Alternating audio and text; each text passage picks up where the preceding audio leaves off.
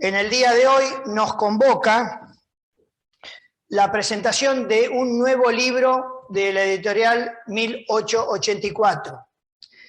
Este libro es Liderazgo de Mente y su autor es el general Raúl Racana, a quien le agradecemos ya su aporte para la editorial y además que esté acá presente para presentar su libro. Trabajar sobre las mentes. Lo central en el mundo moderno es poder percibir con claridad qué piensa y siente cada persona. La tarea del líder es leer el pensamiento de las mentes e instalar una verdad. El poder se logra cuando se instala una construcción cultural deseada. Las ideologías están trabajando fuertemente en los centros de poder del mundo.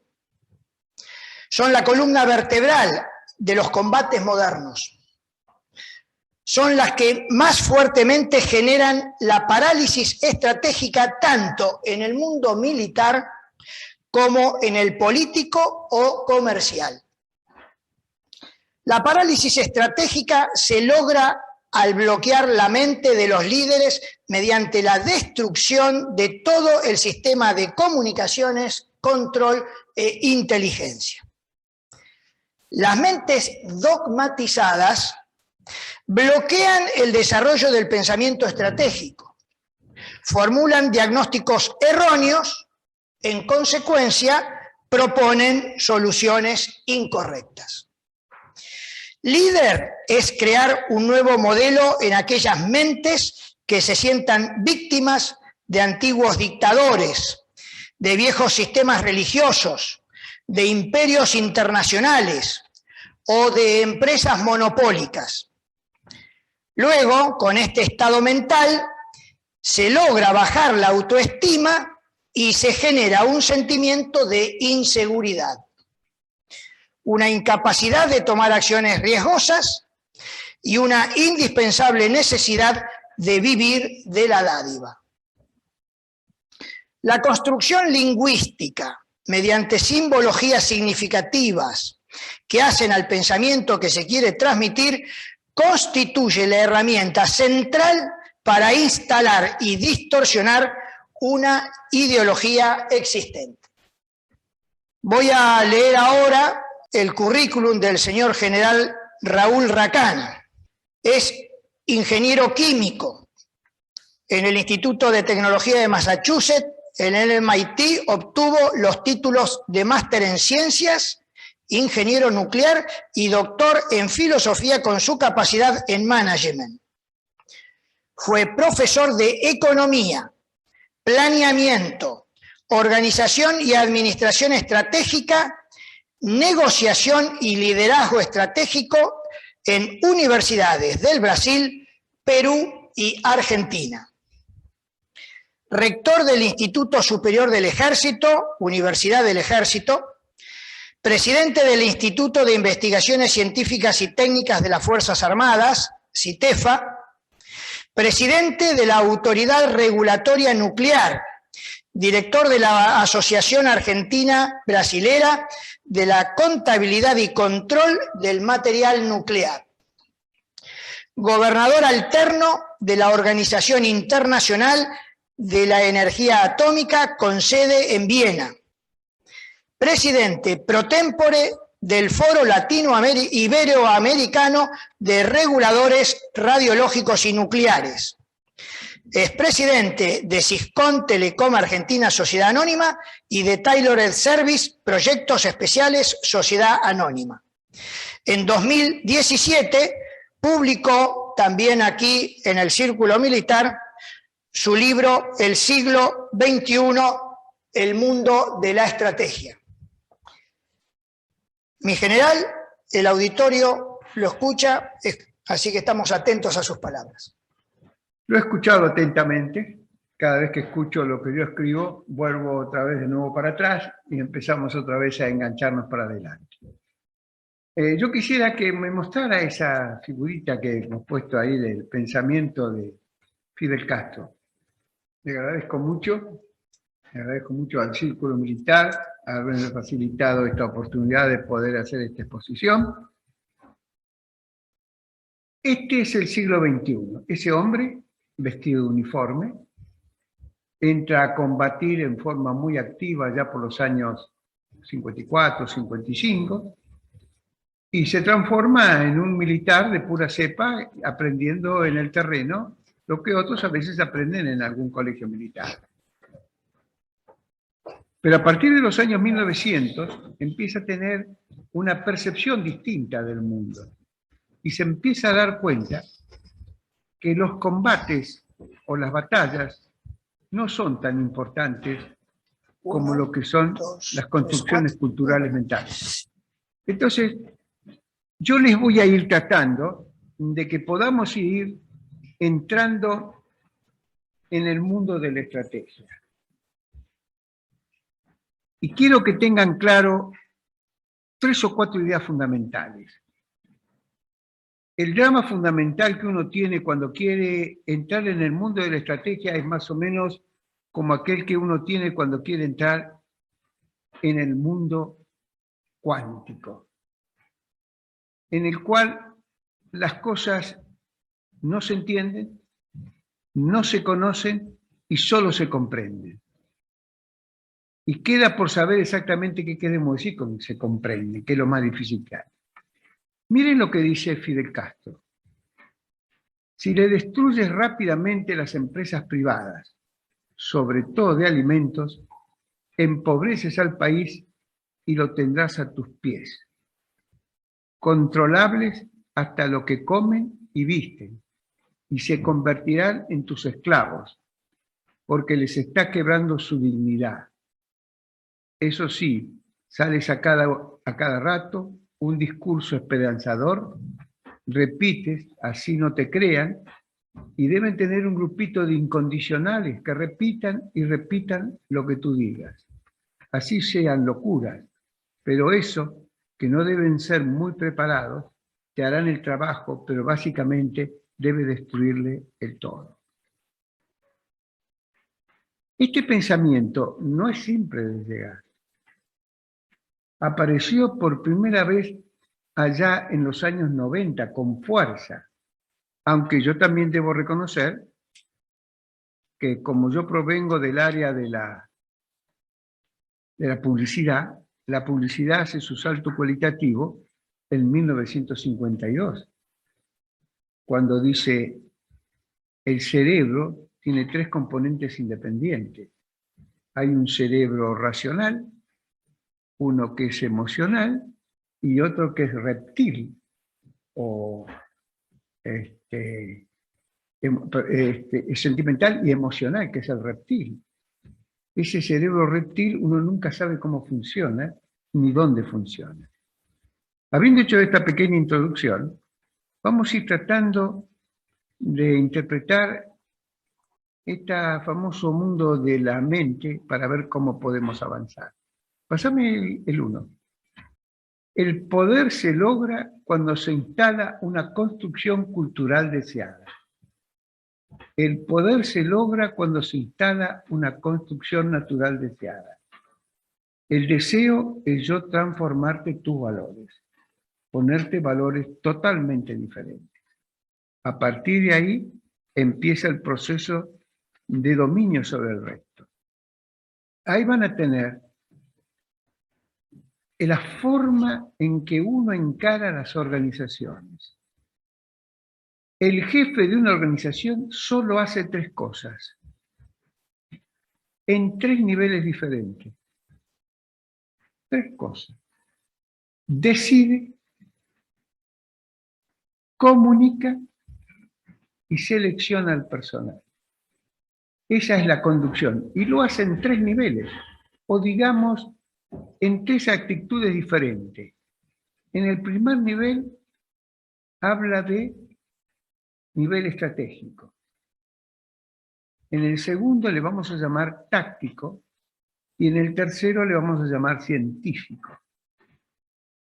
Ahí vamos a ir, a medida que charlando, vamos a ir poniendo casos de mucha simplicidad para que la gente vaya entendiendo por dónde aparece este famoso construcción mental.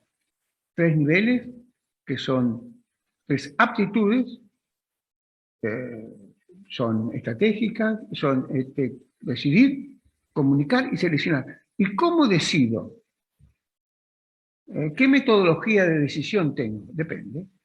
Puedo estar en el nivel estratégico y tengo que cooperar. En el nivel estratégico solo se avanza por cooperación y ya vamos a ver cómo se organiza ese sistema estratégico. En el segundo nivel solo se avanza por coordinación, porque puedo entender. Y en el tercer nivel solo sirven los que conocen. Es lo mismo que si yo vaya a verlo a mi amigo Borda para que me arregle la muela. Estoy muerto. Podrá organizar un sistema odontológico con mucha gente, porque puede trabajar a lo mejor en un sistema táctico, pero le resulta imposible trabajar en un sistema científico. El drama es que en las estructuras universitarias argentinas solo se enseña el tercer nivel. No solamente desde el punto de vista del conocimiento, sino desde el punto de vista de la conducción. El primer nivel tiene unas características muy diferentes del resto. Y aunque les parezca sorprendente a muchos de ellos, hubo mucha gente que trabajó sobre esto. Toda esta construcción mental aparece con fuerza en los Estados Unidos a partir de la década del 70. Pero en el año 52, McLean dice, el ser humano tiene un cerebro racional, que ya se los dije recién, un cerebro emocional y un cerebro instintivo que le llama reptil. Y ese instintivo es el cerebro al cual todos debemos llegar cuando vos querés vender algo. Las ventas solo se hacen sobre el nivel instintivo, no sobre el nivel racional.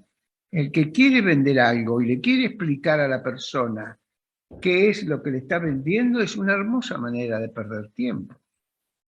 Porque ella no va a estar mirando lo que vos le decís. Probablemente esté mirando cómo vos te movés. Mucho más probable. Entonces fíjense que yo razono con una racionalidad volitiva.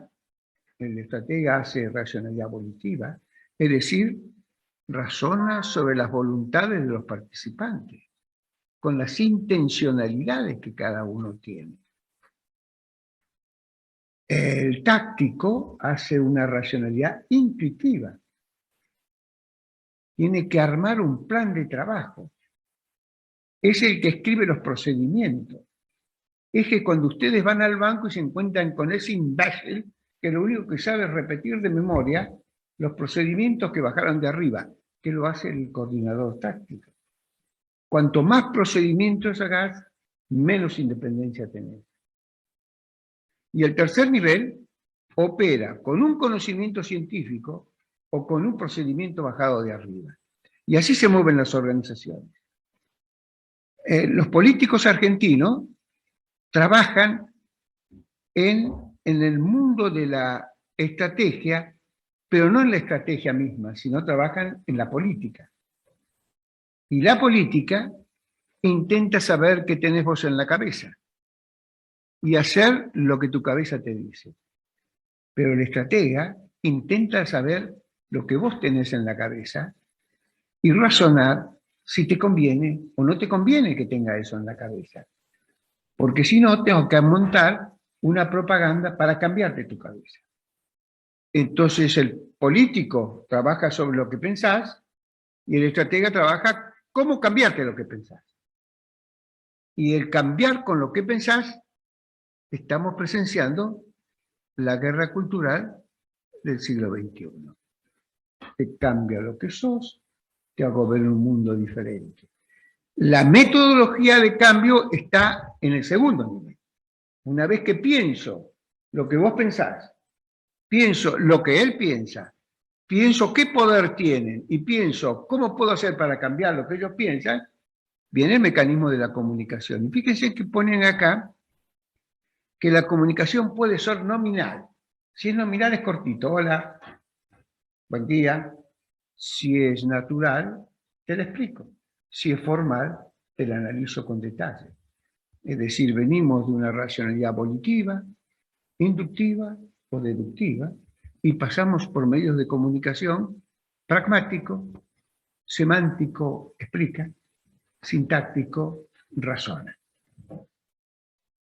Y entonces en ese contexto pragmático, semántico y sintáctico, en un mecanismo estratégico, táctico, operacional, el conductor ya tiene 6 variables metidas en el cerebro para poner en marcha su operación. Sin el nivel científico y sin el nivel sintáctico formal, que termina en apagar la luz y prender la luz, en un semáforo. Un semáforo tiene una dimensión sintáctica formal, que significa luz colorada, no puede pasar. Pero el colorado se está transformando en una forma de comunicación. En un partido de fútbol, que se porta mal, le sacan la colorada. Luego tenés que seleccionar el equipo. Fundamental seleccionar el equipo. Y el equipo está constituido por personalidades que tienen capacidad de liderazgo porque tienen racionalidad volitiva. Capacidad de planificación porque tienen racionalidad inductiva. Y capacidad de ejecución porque tienen racionalidad deductiva. Por eso cuando vos diseñás una organización, normalmente la diseñás en 3 niveles y con 3 funciones centrales. Cómo se comunica, cómo decido y cómo selecciona el personal. Porque lo selecciona en función del perfil que cada uno debe tener. Esto es una simplificación de lo dicho anterior. Vamos a seguir la otra. La otra. Ahora, la estrategia, el otro día estábamos hablando un poco, vamos a verla más explícita, es una persona sentada que necesita de la filosofía para comprender los fines. Necesita de la antropología para comprender la cultura. Necesita de la lógica para analizar los hechos. Acciona la mente, no ignora la teología ni la ética, pero no es ni lo uno ni lo otro. Necesita de la sociología para analizar la conducta de los grupos humanos, pero no es sociología. No es sociología, no es filosofía, no es antropología, no es lógica, pero participan todos ellos.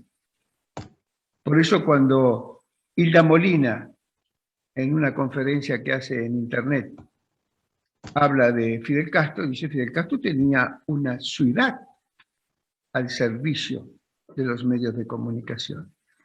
Porque no importa si la verdad es buena o mala, si la verdad es suficientemente grande, importante y trascendente, aunque sea una gran mentira, repetida muchas veces, se transforma en la mente de los seres humanos en una verdad irrefutable. Hitler, el nuevo líder del siglo XXI, es una de las mentes más perversas del siglo XX. Ha destruido la humanidad con su teoría, que la gente ha empezado a tomar conciencia. Por eso cuando aparece el vendedor que tiene que vender algo, tiene que ir al instinto del ser humano. Y el instinto del ser humano tiene ciertas particularidades. Y leer a Goebbels y leer a Hitler es dar un paso cualitativo, a pesar de que yo voy a hacer mención a Charles Morley fundamentalmente, cuando hablamos de los niveles de la penetración del lenguaje.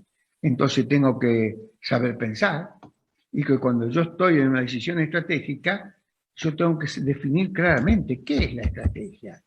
La estrategia es el arte de la dialéctica de las voluntades, que usa el poder para dirimir el conflicto. ¿La entendieron? Yo no la entendí, pero no importa, ustedes a lo mejor sí. La estrategia no se entiende, se comprende. Cuando yo trato de indagar en la historia argentina quiénes entendían la estrategia, y fue la generación del 4 de junio del 43, que vienen de Alemania imperial, que vienen de Roca. se sientan y ellos tienen. Eso no me lo contaron. Yo lo vivía, yo no los entendía a ellos. Porque no hay que entenderlo, simplemente hay que comprenderlo.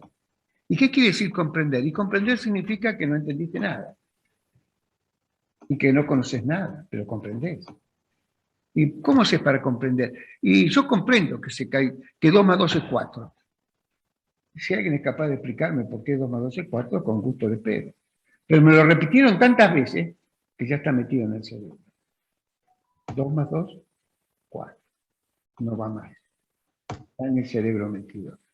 Por eso nosotros, cuando veo las campañas políticas de nuestros líderes, hay una debilidad intelectual fenomenal frente a campañas que estoy escuchando por otros lados, que vienen con una construcción mental fenomenal. Porque te repiten las cosas tantas veces hasta que vos la terminas de entender. O creer que la entendés. Te voy a poner una frasecita de Kittel para que lo vean. Y acá necesita de la psicología para interpretar a los seres humanos, pero no es psicología. Necesita de la epistemología para razonar correctamente, pero no es epistemología. Necesita de la neurociencia para comprender las mentes, pero no es neurociencia. Necesita de la lingüística, pero no es lingüística. Necesita de la inteligencia artificial para interpretar la lógica del mundo, pero no es inteligencia artificial. Por lo tanto, yo digo, estamos en el mundo donde las mentes lideran las conductas de los seres humanos. Los pueblos que no entienden esto están condenados a desaparecer. El ejército norteamericano se va de Afganistán, que era un ejército de 350.000 hombres. Derrotado, ¿en cuánto tiempo? 30 días, 20 días. Pareciera que no han librado un tiro. ¿Cómo? ¿Cómo caen? Porque la guerra del siglo XXI es la guerra de las mentes. Trabajan sobre tu mente. Ojo, sobre la tuya, no sobre la de al lado. La primera virtud de un buen líder es reconocer que está pensando equivocadamente por lo que le han metido en la cabeza. Porque te la meten aunque vos no lo creas. Yo estoy absolutamente convencido, racionalmente, pero me dura poquito este convencimiento, de que esta pandemia me suena medio a una broma. Pero en el fondo, toso a la mañana y me pongo histérico. Sube un poco la temperatura, estoy hecho un loco. A mi mente también entraron. Aunque yo piense distinto. Yo me voy a mover por ese instinto, aunque mi racionalidad sea diferente. Esta es la construcción mental del siglo XXI. Fíjense entonces acá. ¿Puedes seguir con la próxima? El modo global de la visión holística. La conducción, vamos a hacer una síntesis de lo que hemos dicho, se ejecuta con 3 aptitudes. Tiene que tener 3 aptitudes. Si no tenés una organización con 3 aptitudes, no funciona. Debe ser decidir, comunicar y seleccionar. Con 3 actitudes que tiene en la mente, que son estratégica, táctica y operacional. Es decir, ustedes van a ver que es un cuadrado de 9 columnas, de 9 lugares. 3 a la derecha y 3 abajo. Yo tengo un secretario que cuando me quiero divertir un poco de él, le digo, usted es un perfecto inútil, no tiene capacidad estratégica para ver el mundo. Y me mira y me dice, más inútil es usted que no puede manejar el sistema operacional. Y la vida es así, casi imposible un estratega maneje el diario trascendente. Más imposible que planifique. Se necesitan 3 perfiles diferentes. Y después de 5 años de trabajar, mi secretario aprendió lo que es la estrategia. Cuando yo le pido una cosa, dice, no, eso no es mío, eso es suyo. Estas decisiones pertenecen a usted. Usted está en el nivel de... Esto es estratégico, esto no está. Y aprendió a pensar ahí. El diariero es una de las personalidades más interesantes que yo observo permanentemente, porque es estratégico, porque elige los diarios que tiene que comprar en función de la mente de la vieja espía esa que pasa por ahí, que después tiene que ordenarlo en distintos lugares para que la gente lo vea, y después tiene que saber comprar, tiene que saber tenerlo y planificar lo que tiene que comprar que lo que no tiene que comprar. Es decir, que las pequeñas organizaciones requieren que la persona tenga los 3 niveles. Para arrancar, no sé, se puede definir estratégicamente, pero se arranca de abajo. El sistema organizacional funciona coordinando las 3 mentes. Tiene que coordinar las 3 mentes. Los que deben saber comprender para poder cooperar. Tenés que comprender. ¿Qué quiere decir comprender? En la historia argentina, el historiador me cuenta la historia, no me sirve. Ahora van a ver algunos casos. Cómo piensan los grandes historiadores, cómo piensa Darwin, cómo piensa Zizek, que descubre la personalidad de los franceses, alemanes e ingleses de acuerdo al diseño del inodoro. ¿Qué tiene que ver el inodoro? No, sí tiene que ver. Porque el ser humano se comporta de una forma muy consistente.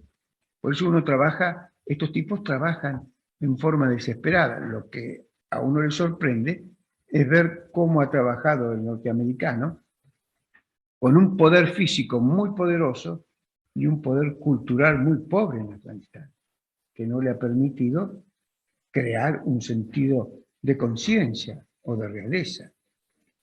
Dice, los que lo comprenden para poder cooperar, los que deben saber entender para poder coordinar y finalmente los que deben saber conocer para poder ejecutar. Entonces, en mi equipo están los que comprenden para poder cooperar, para poder encontrar un fin. Están los que entienden, que es para planificar, y están finalmente los que conocen, que es para ejecutar. Este método lo usamos en nuestra empresa de selección de personal. Cuando le piden a alguien, usted tiene que definir qué perfil de persona quiere. ¿Un creador? ¿Un planificador? ¿O un ejecutor? Usted se imagina a mí, Raúl, tenés que ir a la escribanía. Tengo que ir a la escribanía. Es un esfuerzo psicológico monumental. La chica que trabaja conmigo, deje, señor Puyo, tac, tac, ella va. Ella tiene una mente operativa brillante y yo soy un inútil, tac, tac. Me descuido y no sé dónde tengo las cosas más elementales. Pero eso a veces se educa o a veces existe. ¿Podemos pasar a la próxima hojita? Acá está. Miremos esto ya arriba. El pensamiento estratégico. En el curso de capacitación de la Escuela Superior del Peronismo, del año 1950, Perón daba conducción política. Es el único político que tenía lenguaje estratégico. Lenguaje estratégico, no quiere decir que sea un buen muchacho. Tenía lenguaje estratégico. Toda esa generación del 43 tenía lenguaje estratégico. Ese lenguaje estratégico tenía una particularidad.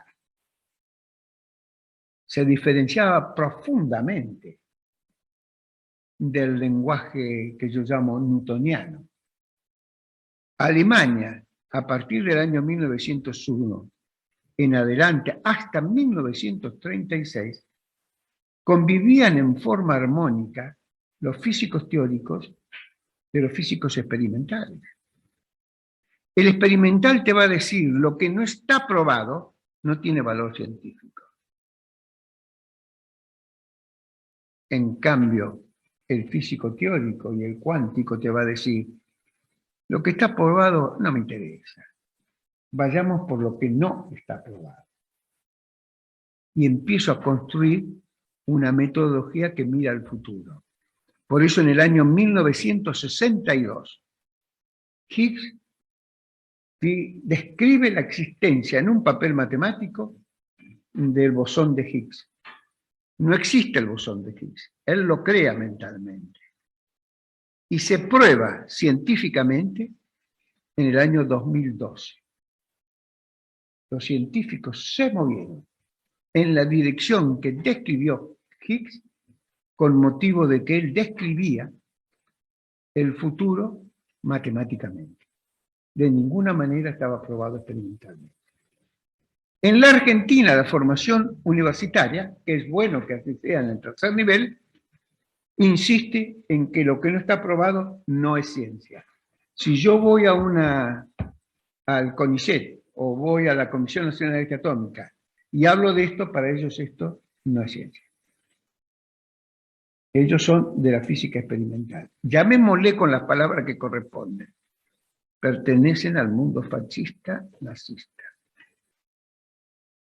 Porque en el año 36, el conflicto entre nazistas y fascistas contra el movimiento cuántico del siglo XXI, que da nacimiento después a la estrategia por su modalidad de pensar, es echado de la Alemania. No se aceptan más aquellos que piensen diferente que lo que piensan los nazis. Es un quiebre fundamental. Por eso el ejército argentino en el 43, cuando hace la revolución del 4 de junio del 43, su jefe de movimiento revolucionario es Ramírez, que viene de ser integrante de los escuadrones de húsaros prusianos. Y crean y tienen en su cabeza metido el modelo de Bismarck. Si ustedes rastrean un poco la construcción mental de Bismarck con la del 43 y con lo que algunos peronistas dicen sin saber bien qué dicen, están entrando ustedes a una construcción ideológica base. Y con este ejemplo les estoy llevando a cómo la gente va avanzando en la construcción ideológica de los grupos para interpretarlos.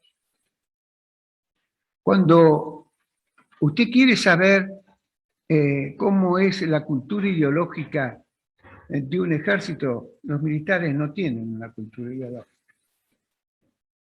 Son del tercer nivel, no son del primer nivel.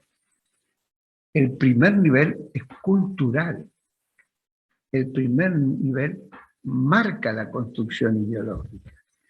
Una construcción ideológica correcta te lleva a la grandeza. La incorrecta te lleva a tu propia destrucción.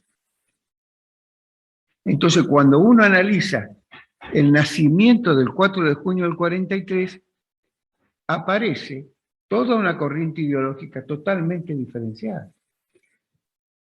Eso no quiere decir que quienes tuvieron la responsabilidad de ejercer esa corriente ideológica eran buenos o malos. Es otra construcción mental si eran buenos o malos. Eso depende de su construcción. Yo a veces veo a algunos católicos hablando muy mal de Francisco porque no lo quieren. Pero Francisco es uno en los varios miles de millones de católicos de la historia que tienen una construcción mental, a lo mejor que no es la que a él le satisface. Pero Francisco no me determina a mí la pauta cultural del catolicismo. Él es el que conduce, pero la pauta cultural me la está dando los últimos 2000 años de historia. Por eso uno va rastreando hacia atrás para ir buscando cuál es la cultura de cada uno. Cuando yo me paro y quiero ver el radicalismo es siglo XIX. Mal, ¿no? Bueno, Perón el siglo XIX. Lo que pasa es que hay algunos muchachos que quieren quedarse. No, pibe, vos sos del siglo XIX, ya fuiste, tenés que cambiar, porque el siglo XXI es distinto. Cuando yo me sentaba en la década del 70, y ahora vamos a ver un poquito de eso, y vi aparecer las ciencias cognitivas, estaba viendo un mundo diferente. No era un mundo de causa y efecto, era un mundo dialéctico. Por eso cuando dije la estrategia es el arte de la dialéctica de las voluntades que usa el poder. Mire las palabras que tengo que definir. La estrategia, el arte no es ciencia. El arte no es ciencia. La dialéctica de las voluntades, ya Hegel lo planteaba, es una lucha de intencionalidades y voluntades diferenciadas. Cuando Nietzsche se para y escribe su famoso libro sobre la política internacional, dice, Dios ha muerto. ¿Se acuerdan esa frase? Lo ponían estas basuras de la Universidad de Buenos Aires, ponían los carteles, Dios ha muerto, Dios ha muerto. Y nadie entendía qué quería decir Dios ha muerto. Lo que había muerto era la cultura de la época. Ahora, sin cultura compartida no existimos. Somos un grupo antagónico, contradictorio, que no pueden seguir adelante. Vamos a dar vuelta a toquita porque me parece que si no voy a estar hasta mañana. Miren esto, da vuelta a la ficha. Fíjense, ahí puse disciplinas que se pueden entender. Ahora, fíjense, no puse economía. La economía es una disciplina fácil de entender. Por eso no sirve para nada. ¿Qué me van a decir con la economía? Nada. Me van a decir cómo estoy. ¿Y? El contador también me dice cómo estoy. ¿Y? ¿Cómo resuelvo el problema? ¿Cuál es la cultura? ¿Cuál es la ideología que sostengo? ¿Cuál es la metodología que están haciendo? ¿Cuáles son las leyes laborales, las impositivas, que enmarcan el comportamiento de las organizaciones? Porque van a ver ustedes, en este libro yo hablo de un sistema estructuralista, donde los grupos generan más riqueza que cada uno en forma individual. Y que cuando uno organiza, tiene que tener valores, ideologías, para generar unidad de criterios y poder armar un grupo de tarea que sirva. Fíjese, habla de computación, organización, planeamiento y dirección.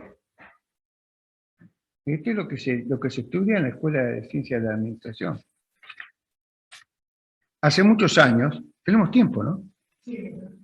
Hace muchos años, en la Escuela Superior del Ejército, nos juntamos el doctor Fliessner, que era un gran profesor de la Universidad de Buenos Aires en Ciencias Exactas, y resolvimos hacer una carrera de management. Como pueden apreciar, el management no existe. En la cultura argentina no existe. Cuando alguien me dice, mire, la solución del problema pasa por la economía, no, le digo, la solución pasa por el management. Y me mira y me dice, ¿y este idiota qué dijo? ¿Qué es el management? No, es que en el libro lo pongo. El presidente de una corporación japonesa muy famosa ve salir un chico que venía de Harvard, había estudiado Harvard, y entonces le dice, quiero hacerte una pregunta. ¿Cómo no, doctor? ¿Qué es el management? Y no la puede definir. Es la herramienta de la conducción por excelencia, pero no se puede definir. ¿Y por qué no se puede definir? Y porque pertenece al mundo de la estrategia, la táctica, las operaciones, en forma circunstancial y conjunta. Por eso cuando yo les digo, el único curso que vi en la Argentina lo hacía la Escuela Superior del Peronismo y la dictaba Perón, donde daba estrategia. Pero no porque Perón, con esto yo le digo, Perón era un tipo bárbaro. No, Perón era el único que entendía estrategia, más toda la generación que estaba con él. El peronismo del 56 es un peronismo sin conducción. Perdió la conducción, porque no tenía la noción de lo que era el management. Y quiero alertarles sobre esto. Yo no estoy haciendo posicionamientos políticos en este libro, Porque si hago un posicionamiento político pierdo la capacidad de que la gente entienda de lo que estamos hablando. Si vos tenés pensamiento estratégico, te tienen que haber educado. Por supuesto, quien elige la corriente ideológica del movimiento prusiano se llama Roca. Y fíjese qué hace un estratega para percibir la cultura de un pueblo. Mira alguna conversación o algún hecho y entonces dicen,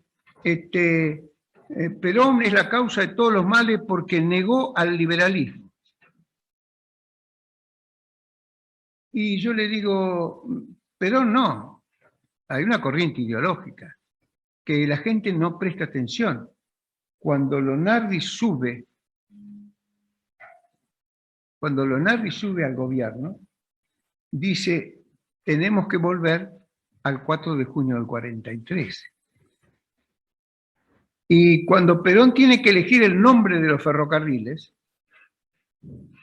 ¿cómo le pone? Roca, Urquiza, Mitre, Sarmiento. Después Belgrano y San Martín. Esos no son discutibles. Pero pone estos 4. Entonces uno se da cuenta que hay un instinto de conducción interna que se aleja después de la realidad de lo que él hace. Para algunos, mal, y otros quieren justificar lo que realmente no tiene justificativo. Pero no le acepto tantos errores, porque él tenía pensamiento estratégico. Se lo acepto a Ilia o a muchos otros que no tenían pensamiento estratégico. Cuando ustedes rastrean el movimiento radical, tienen que ver la conducta de los líderes. ¿Cuál es el instinto que mueve al líder? ¿Cómo lo entiendo? Tengo que conocer mi historia, porque mi historia me define el presente, me compromete el futuro. Si yo sé de dónde vengo, puedo saber a dónde voy. Entonces, el que trabaja en el liderazgo de las mentes va buscando la historia. Y entonces ve, Alain, me quiebro, pero no me doblo. Y se pega un tiro. El padre del movimiento radical. A la puta. Irigoyen, Lisandro de la Torre, lo acusa a Irigoyen de la muerte de Alain. Y se reta duelo. El que elige arma es Irigoyen. Elige espada, filo, contra filo y punta. El padrino lo mira y le dice, vos estás en pedo. Te vas a meter con Lisandro de la Torre, radical, que es el mejor espadachín de la Argentina, y es el mejor deportista. No llega a 30 años, y vos sos un viejo de más de 40 años, así que ya sepan que todos ustedes que tienen más de 40 son todos unos viejos. Más de 40, te vas a ir, es mejor, así, con seguridad, uno va a quedar muerto. Y eso es importante.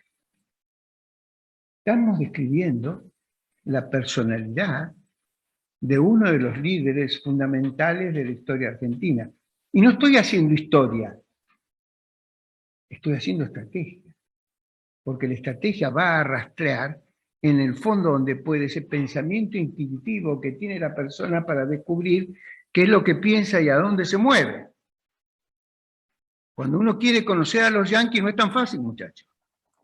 Cuando quieren comparar la Revolución Francesa con la Revolución Norteamericana, tampoco es tan fácil.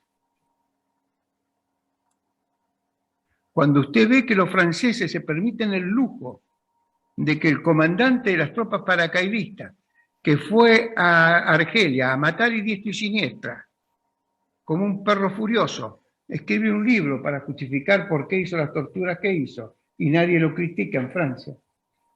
Y nosotros que matamos la centésima parte de lo que ellos mataron, nos trataron de asesinos. ¿Qué es lo que tenían en la mente estos muchachos? Que ellos son los únicos que lo pueden hacer y nosotros no. ¿O no? Y uno tiene que empezar a rastrear. Sigue usted, y viene el duelo entre Irigoyen y Lisandro de la Torre es feroz, feroz. Un duelo que no terminaba nunca. Y son dos furias. Estamos hablando de la personalidad de los líderes del movimiento radical. Termina sin ningún muerto, porque al final terminaron todos, y se da por terminado el duelo. Y entro a rastrear. Otro gran líder de ellos es Reinhold, que es el que hace la revolución del 30 contra Irigoyen. Pero Reinhold se había pegado un tiro en la pierna en el año 1905 para formar parte del movimiento revolucionario del radicalismo. Presentan en general un perfil muy rígido. En el año 1919 hacen contra la revolución de Bacena, hacen la represión con balas de plomo. Balas de plomo por las calles de Buenos Aires. En 1919, semana después, salen a matar a diestra y siniestra a los judíos de la calle Viamonte. Pero a diestra y siniestra. Una de las matanzas más feroces que se guarda en silencio. El radicalismo es el que bombardea la Plaza de Mayo. Zavala Ortiz era el comandante de las tropas.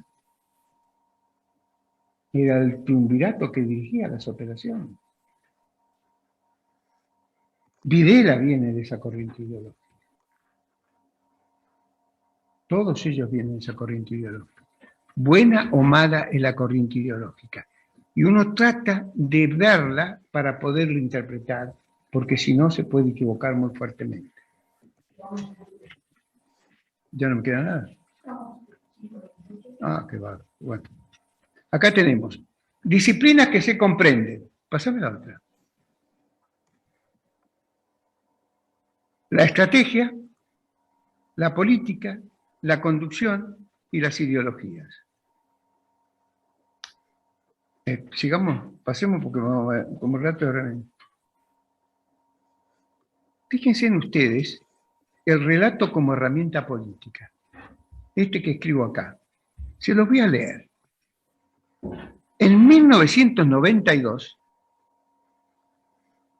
los integristas hindúes buscan destruir la mezquita de Babur en Ayodhya, 1992, una ciudad santa, para construir un templo a la gloria de Rama, una de las encarnaciones del dios Vishnu.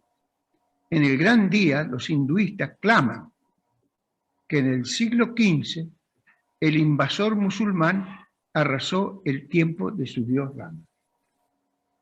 El siglo XV. La venganza viene en el siglo XX. Mataron a miles de hindúes. La dominación británica, fíjense ustedes cómo uno va a rastrear atrás la construcción ideológica sustentatoria con la cual se mueve la gente. Porque si no lo haces, te equivocás. La dominación británica en el siglo XIX trastornó este frágil equilibrio. Una carta del secretario de Estado, George Francis Hamilton, a Lord Curzon, virrey de la India, ilustra la táctica de los nuevos colonizadores. Fíjate lo que le escribe. Pienso, dice el inglés, que el verdadero peligro para nuestro poder en la India es la adopción gradual y la extensión de las ideas occidentales de agitación. Y que si pudiéramos dividir a los indios educados, no a los negritos, a los educados, en dos sectores, con puntos de vista diametralmente opuestos, reforzaría nuestra posición. Deberíamos concebir los libros de textos de forma que las diferencias entre las comunidades se acentuaran aún más. Así los textos escolares fueron falsificados sistemáticamente. Esto ya lo hacían los ingleses en 1887. falsifiquemos los libros y los textos escolares para dividir a la sociedad y destruirla fácilmente. No dijo de poner carros de combate ni matar gente, dijo esto. Y les traje lo de 1992 para que vean que la campaña ideológica que se había montado en los años 1990... ¿Qué pasó? Les pedimos apagar los micrófonos, silenciarlos abajo a la izquierda, por favor.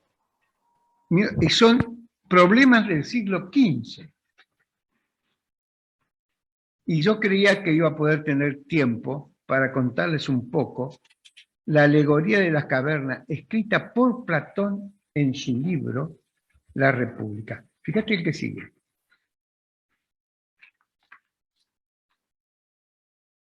¿Qué dice la alegoría de las cavernas? Dice, miren esto vale la pena. La alegoría de las cavernas se quita por Platón en su libro La República. Platón describe, es un conjunto de personas que están dentro de una caverna, atados, mirando una pared. Dice, esta es la sociedad que vivimos. Atrás hay un fuego que ilumina la pared. Y entre la pared y el fuego hay un montón de muchachos que ponen diferentes artilugios para proyectar diferentes sombras. Y dice, esto es lo que la humanidad cree que el mundo es. Porque lo hemos atado, no le dejamos mirar nada y van a pensar que el mundo está proyectado sobre esa pared.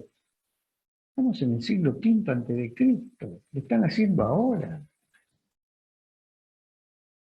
Y un día, dice, sale uno, va afuera, ve la realidad. Y cuando quiere explicarle a los que están atados, le va muy mal y no lo puede hacer. Alegoría de las cavernas. Creo que vale la pena que se tomen el trabajo de leerlo con mayor intensidad. ¿Está listo lo mío? ¿Sí? Si quiere, le pedimos para formular preguntas, escuchar. Bueno, listo, vamos por la pregunta entonces. Bueno, les pedimos a todos, los que están presentes incluidos, quieran formularle una pregunta al general doctor Racana, me la formulen por el chat. Por ahora, no sé si de los presentes quieren formular alguna pregunta. Por favor, la hacemos en forma directa. Adelante. La vicepresidenta le formulaba, ¿cómo le va? Para mí también tiene bastante mente, aunque yo no la comparta con eso. ¿Cómo? Cristina Kirchner también es bastante estratega. ¿Sí es una estratega? Sí. No, ella es política. Ah, ¿no? Bueno. No, ella no construye una mente nueva. Ella trabaja sobre la mente que le instalan terceros. Bueno, me confundí. En realidad es casi imposible hacer de estrategia acá en la Argentina, ¿eh? Porque yo tengo que ver que piensan distinto y tengo que ir a construir una mente distinta. Fidel Castro sí hace eso. No sé si lo vende, lo compran. Hay muchísima gente trabajando con eso en Cuba. Y a partir del año 1990 hace el plan de acción que se llama el Foro de San Pablo. Ella construye su plan de acción y empieza a trabajar 20 o 30 años sobre la mente de los argentinos. Él hace este trabajo sobre la mente, pero no puede hacer las dos cosas, trabajar y ganar las elecciones, porque le cuesta muchísimo trabajo trabajar. Fíjese usted cómo trabajó en la Universidad de Buenos Aires, brillante. Él les ha hecho creer a todo el mundo que él no es militar, como si acá el coronel que está, porque fue al colegio militar, es militar. No, pasó por ahí nada más. Ahora, de que sea capaz de ser militar es otra historia. No es tan fácil ser militar. Pero sí digo con certeza que no solamente fue militar, escúcheme, desde el año 1954-53 no se sacó nunca más el uniforme. Él ni el Che Guevara, siempre vestido de uniforme. como Mao Zedong también. Cuando se pone uniforme es porque las tropas de las cuales dependen de él requieren que se ponga el uniforme como símbolo de que los está manejando. Bien, general, tenemos otra pregunta de otro tema. El general Castaño le pregunta Sí. si tiene alguna reflexión sobre la capacidad mental de los líderes afganos y los norteamericanos y los rusos, ambos vencidos por aquellos. Claro, con mucho respeto a lo poco que puedo saber de allá, percibo que los norteamericanos no pudieron lograr construir una mente en el ejército afgano para luchar contra los líderes talibanes. El talibán tiene una construcción mental muy poderosa para poder derrotar a los ejércitos como los ha derrotado. Cuando yo escribo en el libro, se retiran las Fuerzas Armadas norteamericanas de Vietnam, y mientras se están retirando las Fuerzas Armadas de Vietnam, el general vietnamita se empieza a reír, el norteamericano le dice: ¿de qué te reís? Si en 10 años de combate no ganaste una sola batalla. Y le dice: lo tieso que tiene importancia. Siglo XXI, vos podés tener el ejército que quieras, pero si tenés una mente superior del otro lado, te gana la batalla antes de librar, te gana la guerra antes de librar la batalla. Por eso cuando acá pasó la guerra de las Malvinas, yo no me acuerdo mucho, le llevé a mi padre lo que el coronel ¿cómo era el coronel de Broglio? ¿Cómo era el que tenía la lista de todos los barcos que venían de Inglaterra? Bueno, había un coronel que tenía... Doglioli tenía la lista de todos los barcos, uno por uno. Él también sabe que lo tenía, todo. Y mi padre lo mira y dice: bueno, he visto al pueblo argentino muy ilusionado. He visto las Fuerzas Armadas inglesas, inmensas, apoyadas por todo el mundo. La batalla está perdida, Raúl, pero la guerra está ganada. No conocía a los argentinos, mi pobre padre. Cambiaron de película a los 10 minutos. Las guerras no se ganan en el campo de batalla, se ganan en la mente de la gente, en la vocación de la gente. Por eso le gana Afganistán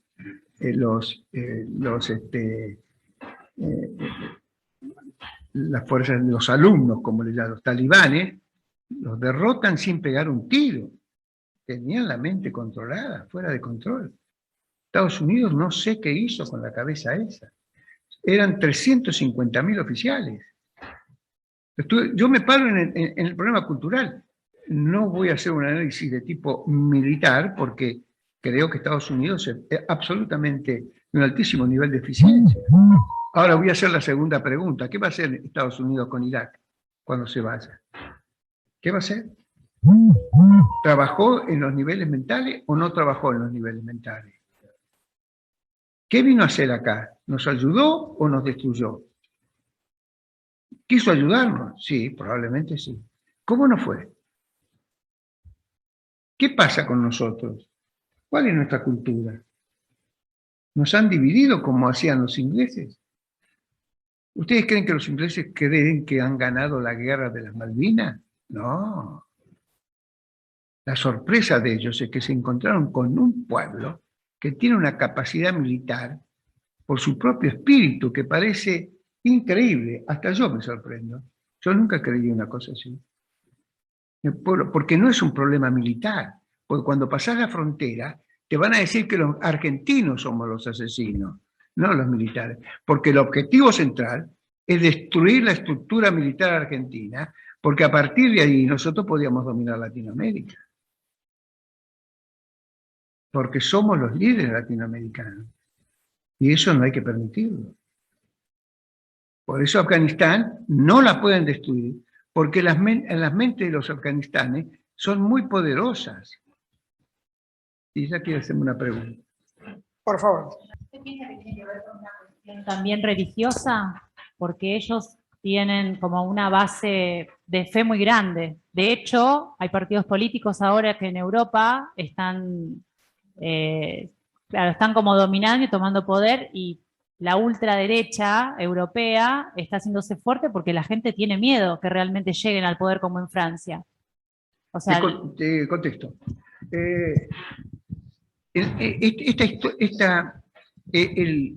La estrategia tiene una característica. Es sencillísima. Sencillísima. Así, es algo así como... ¿Vos tenés hijos? Vos tampoco, ¿no?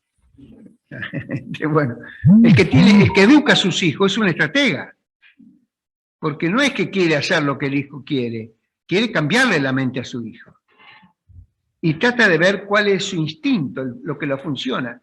A mi hijo le gusta la música, a mi hijo le gusta ser correcto, a mi hijo es medio sinvergüenza. Ese hálito es lo que uno trabaja para hacerlo. Y en Europa, Gramsci escribió el libro sobre cómo había que destruir a Europa, cómo había que destruir la cultura cristiana. Y dice, se basa sobre 3 pilares: la legislación romana, el pensamiento ateniense y la religiosidad de Jerusalén. Y si yo destruyo esas 3 columnas, el mundo cristiano desaparece. Eso es lo que él dice. Entonces, por el otro lado, Fukuyama, en su libro El fin de la historia, dice lo mismo. Sin ejército, sin familia y sin la legislación romana. Están todos en lo mismo. La estructura mental de ellos es así. Europa está en cambio los talibanes, hay que verlos en su construcción mental. Tienen valores muy sólidos. Las organizaciones, cuando tienen valores sólidos, son exitosas. Si no tenés valor sólido, no existís. Ahora, que a vos no te guste el valor que tengan.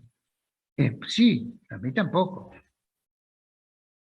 Pero ellos van a hacerlo una propaganda para que parezca peor de lo que es.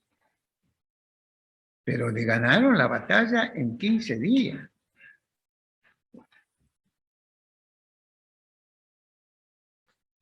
Tenemos otra pregunta ya. Le voy a arrimar el micrófono. Muchas gracias. Muchas gracias por la invitación a la presentación del libro, señor Racana. Un placer estar acá. Yo le quería consultar, cuando usted habló de 3 niveles en el organigrama de conducción de una organización, habló que podía estar la mente, que es, hablando de liderazgo, ¿no? La persona que es más ejecutiva, más para hacer los trabajos más cotidianos. Científico. Es el científico. Pensamiento. Nombró al que era más liderazgo, más intelectual, más... ¿Cómo le llamó a los otros 2 niveles que en este momento no recuerdo?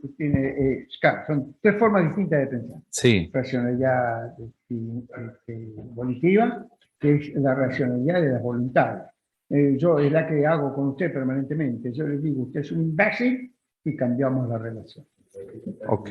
Usted me dice, ahí está, no recuerdo los nombres. Perfecto. El que era más táctico y el que era más estratégico. Ahora yo le pregunto, si bien quizás no sea lo recomendable, ¿un líder puede ser quien tenga que ser en cada situación en la conducción de una organización? El líder tiene que tener la siguiente característica. Tiene que saber cómo piensan los que lo rodean. Tienen que saber los fines. Vamos a ver, por ejemplo, ¿qué quiero decir con ideología? ¿Y qué diferencia hay entre una construcción ideológica y una construcción filosófica? El filósofo, el sociólogo, todos vienen acá y me explican lo que es el populismo. El otro me explica lo que son los comunistas o los marxistas. Y yo lo acepto desde el punto de vista filosófico. Desde el punto de vista ideológico, me voy a rastrear qué valor lo moviliza. Y es muy probable que el marxista sea un resentido social. Y es muy probable que el que tiene un pesito en el bolsillo hace una ostentación y se compra un Rolex. Un Rolex de oro, por supuesto. Símbolo del poder y de la grandeza.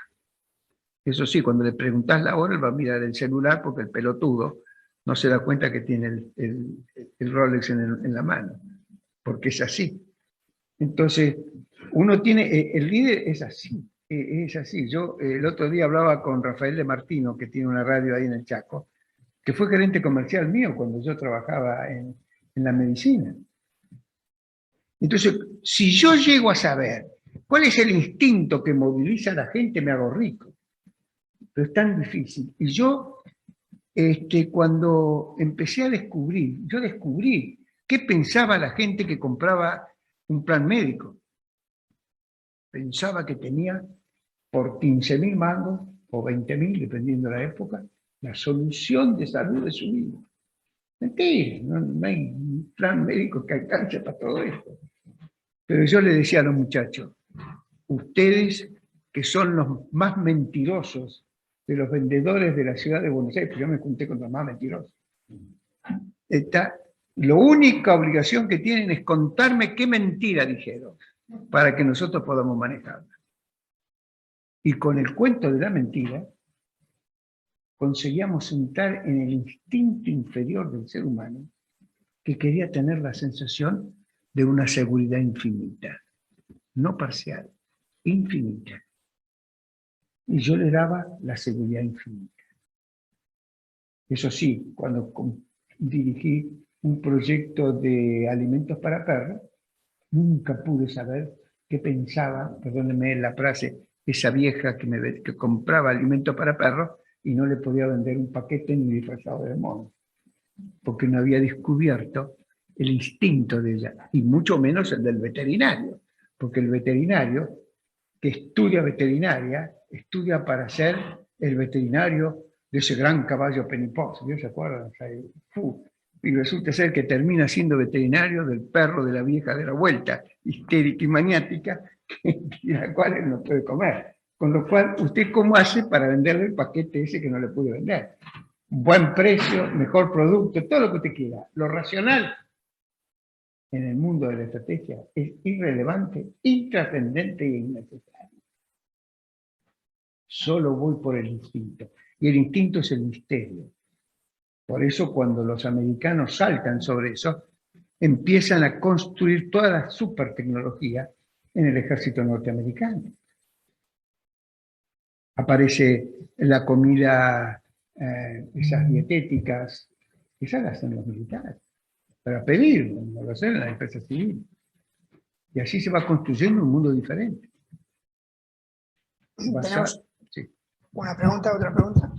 Buenas tardes, general. Muchas gracias por la invitación. Mi nombre es Esteban Aguirre Gentile. Hago comunicación estratégica o algo parecido con un monstruo como usted presente. Agradezco la invitación y quería hacer la siguiente pregunta. Teniendo en cuenta lo que habló respecto de la educación argentina y la matemática, ¿cuál cree que es el relato de esa matemática? Porque, como usted bien dijo, nos impusieron en la cabeza que 2 más 2 es 4, pero nadie hace la pregunta de que cuál es la base numérica del 2, para que vea 2 más 2 sea 4. La repregunta a eso sería, ¿cuál es la base numérica? ¿Cuál cree usted en este escenario que tan complejo de construcción de la educación es la amenaza más fuerte que tienen las mentes de cara a un proceso cuántico, ¿sí? A un cambio cuántico, y si cree que ese cambio cuántico atado a esta educación va a ser posible? Yo estoy absolutamente convencido, no quiere decir que sea verdad, yo razono sobre ese tema. El drama argentino está que se quedó en el siglo XIX. No puede interpretar el siglo XXI. No puede entender el mundo de lo complementario y la incertidumbre de Heisenberg. Y usted dice, ¿qué quiere decir complementario? Bueno, que la luz es una onda y un corpúsculo. Ajá. Sí, cuando lo medís como onda tenés un resultado, y cuando lo que medís como corpúsculo tenés otra. Pero no lo podés medir juntos. ¿Y vos entendés esto, Rakana? No, yo no hace estudio física nuclear hace 30 años, no entiendo nada. Esto me hace acordar, esta pregunta tuya tiene una profundidad muy grande. El argentino se queda sin interpretar la estrategia. No puede interpretar la estrategia. Pertenece a la corriente nazista, porque Hitler dejó un legado perverso, muy perverso, con los 11 principios de Goebbels. Es muy perverso. Cuando vos empezás que va mostrando un accionar para la destrucción del ser humano, y los demás no lo entienden. Y cuanto menos lo entienden y peor es la formación, más lejos estás de resolver el problema. Cuando yo veo, por ejemplo, las leyes laborales y las leyes impositivas en la Argentina, no puedo creer que sean hechas por un ser que busca la riqueza como una generación básica para la construcción de un país grande. No puedo creer. Está armada así. Toda de una irracionalidad. Y la Universidad de Buenos Aires tiene solo primer nivel. ¿Viste los tres? Solo abajo. Está muy bien, ¿eh? También lo tienen los americanos. Pero después vienen las universidades más exquisitas, que aparecen con planeamiento, y otras que aparecen con estrategia. Por eso los chinos, que son los que mejor manejan para mí hoy el nivel estratégico, es fantástico. Fíjate vos que hay un trabajo escrito por un periodista norteamericano que presencia que a los oficiales del ejército norteamericano le están enseñando a jugar Weiqi, que es el Go. Es una construcción mental diferente. En el ajedrez, yo, jaque mate, gané. En el Weiqi hay no sé cuántas cuadrículas hay. El que ocupa más cuadrículas, gana. No hay un mate. No hay un movimiento final. No hay un centro de gravedad. No hay un blitzkrieg. No hay un accionar que destruya al otro. Tiene más profundo. Es una acción como lo ven a los chinos, ¿vio? Van por todos lados. Están en todas partes. ¿Cómo? Tienen nuestro... ¿Cómo? Y si eso es lo que tú crees, el éxito de ellos es perfecto. No sé. No. Pero si es lo que tú crees, la maniobra de ellos es perfecta. Sí, porque lo primero que uno tiene que analizar en este mundo es su pensamiento o su sentimiento. Me cuesta desligarme, a veces me cuesta desligarme de ser militar para opinar sobre el ejército. Porque tengo un instinto que me lleva a pensar igual que mis compañeros, con lo cual estoy muerto. No, es difícil. Mi general, usted en el libro pone, usted fue profesor en Perú, en Brasil, que conoce los alumnos, y usted ha notado alguna diferencia del pensamiento estratégico o la dificultad de eso. ¿Nos puede contar algo de eso? Sí, yo lo noté. Yo daba clases en Brasil, fundamentalmente, y en Perú, y les quiero advertir que cuesta mucho. Primero, entender que uno comprende la estrategia, cuando realmente se convence de que no la puede comprender más. Cuando yo tengo unos cuantos años, y yo pasé por el Instituto de Tecnología de Massachusetts en el año 75, 76, y estudiaba mecánica cuántica. Y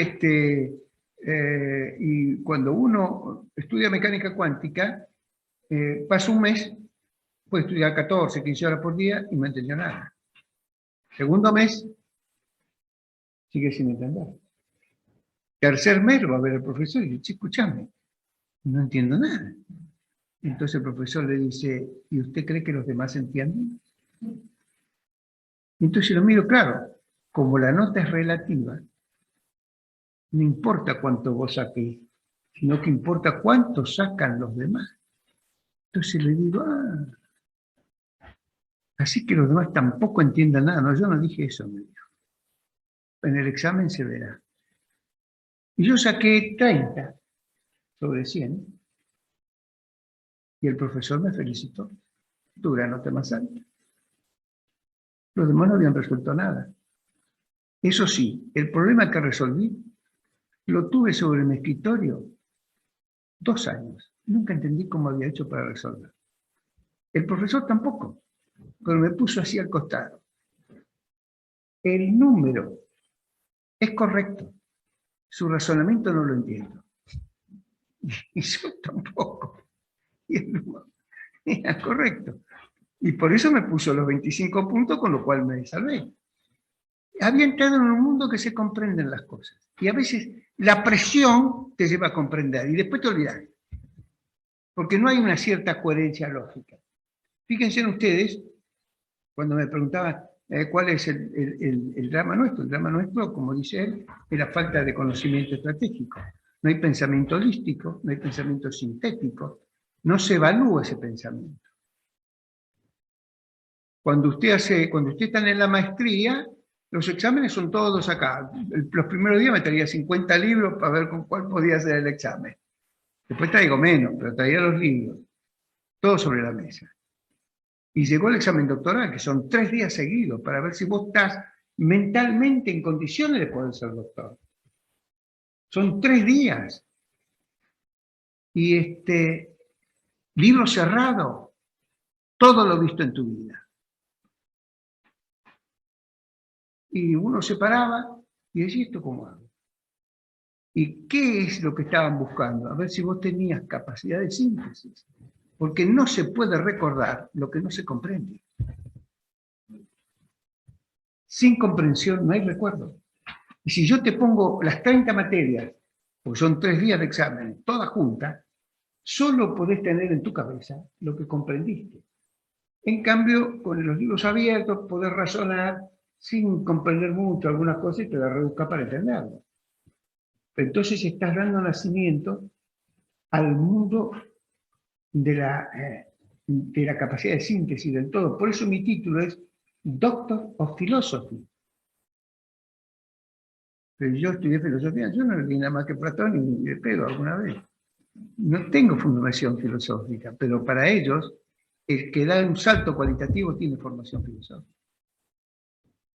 Y uno se da cuenta, que puede percibir. Entonces, como decía él, cuando di los cursos, los brasileños entendían la estrategia. Los argentinos no. Entonces, le pregunto a un alumno, ¿por qué ustedes entienden y estos no? Y si nosotros lo entendemos, porque nosotros venimos de una corriente política imperial, que nos permite ver por lo menos el concepto del poder y del liderazgo, cosa que nosotros no podemos ver. Y usted me iba a preguntar algo. Sí, yo le quería preguntar que, bueno, que para que la carreta avance, uno tiene que poner el caballo delante de la carreta y conducirla, ¿no es cierto? Pero esa conducción, al transformarla en producto, mi pregunta es, ¿no sería mejor trabajar en el contexto de esa situación, hablando un poco, pensando en Argentina, ¿no? Para ir vislumbrando pequeños objetivos en ese contexto para lograr un producto? No sé si me entiende la pregunta. O sea, porque en un momento yo escuché que la Argentina, usted decía que no tiene solución estratégica o algo así, dijo, de que no hay estrategas. Y bueno, pensando en el contexto, ¿no? O sea, pensando en cambiar en el contexto y bueno, y adelantándonos 3, 4 pasos más para que ese contexto genere el producto deseado nuestro, ¿no? O sea, de nuestra forma de pensar. Sí, es muy probable que haya una campaña de destrucción de la mente nuestra. Están atacando, estamos en guerra. Y nosotros, como no tenemos la construcción mental para interpretarla, nos cuesta. No valoramos a aquellos que comprenden. La empresa privada valora mucho al vendedor, poco al marketinero. Porque el marketinero es mucho más difícil.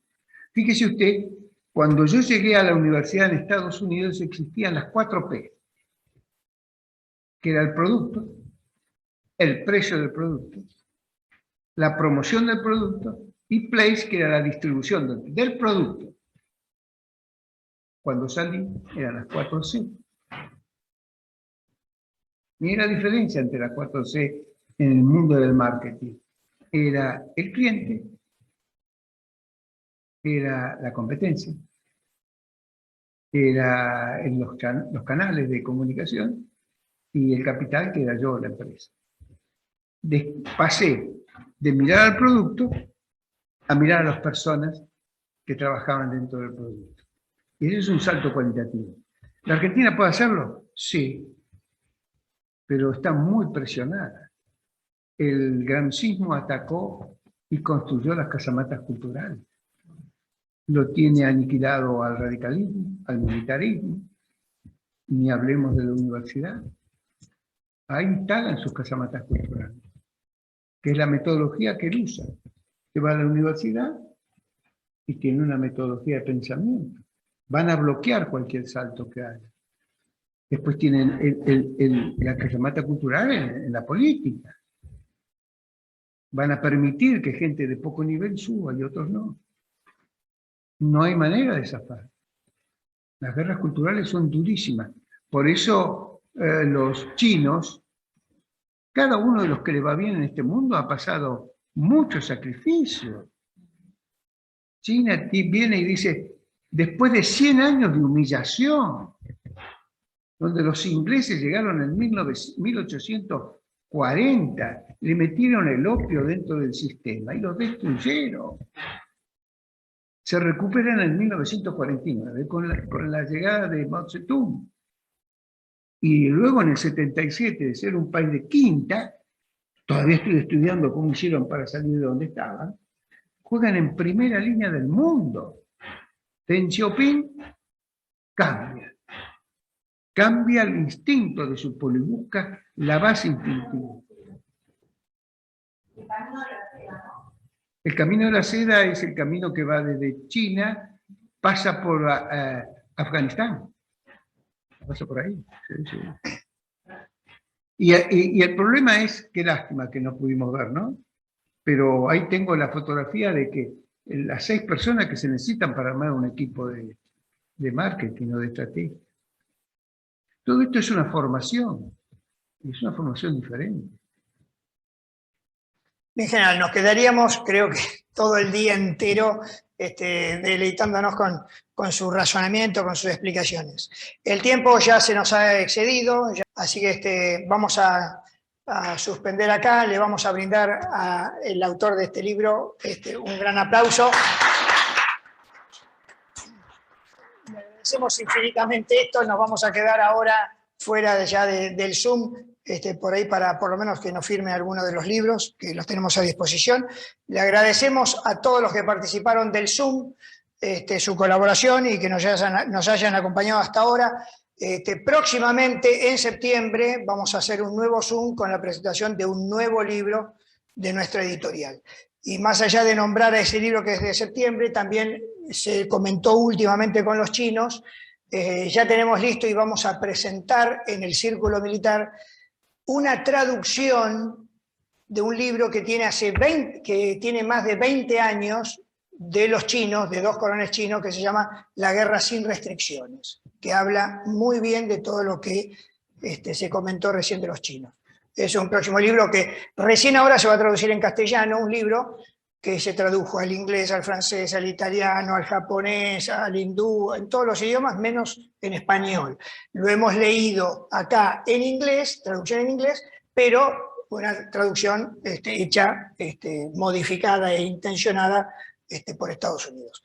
Más allá de eso, mi general, le agradecemos infinitamente, esperamos que siga confiando en nuestra editorial y seguiremos haciendo nuevos libros que tenemos en nuestra agenda inmediata. Ya tiene el tercero mío. Tenemos en la agenda inmediata, estamos trabajando un nuevo libro del general. Así que bueno, muchísimas gracias.